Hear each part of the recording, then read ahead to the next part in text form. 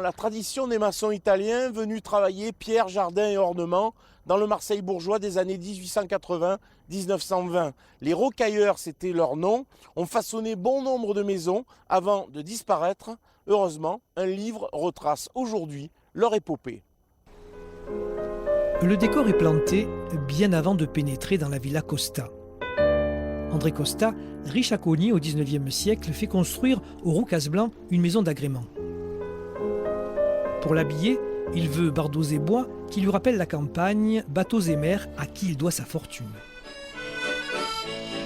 Il confie ce travail à des immigrés italiens, maçons de leur état mais surtout rocailleurs, les Gagliardone.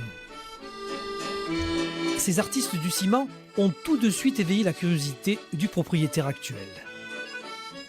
Comment on peut créer un bateau, comment on peut créer une ancre avec une poulie et pourquoi on crée une fontaine avec de l'eau qui coule dans un jardin, avec des fausses branches, des fausses rocailles, des faux rochers. Pourquoi on en arrive à imaginer des faux rochers? Il y en a des vrais rochers dans la nature, pourquoi on en fait des faux? Mais voilà la création, c'est ça la vraie création de la rocaille. Pourquoi? À cause de l'originalité d'une technique en trompe-l'œil imitant la nature. Les rocailleurs ont créé dans tout Marseille des façades, des fenêtres, des murailles, des tours aussi, pour répondre aux besoins d'originalité des bourgeois de l'époque.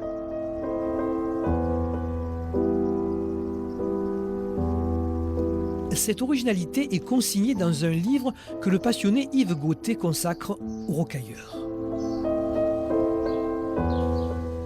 Il y a eu au XIXe siècle la redécouverte du ciment, donc ils ont créé leurs propres matériaux en quelque sorte, de mélange de ciment, de chaux, et puis ils se sont lancés à cette aventure où donc les grandes familles marseillaises leur demandaient donc de créer des décors.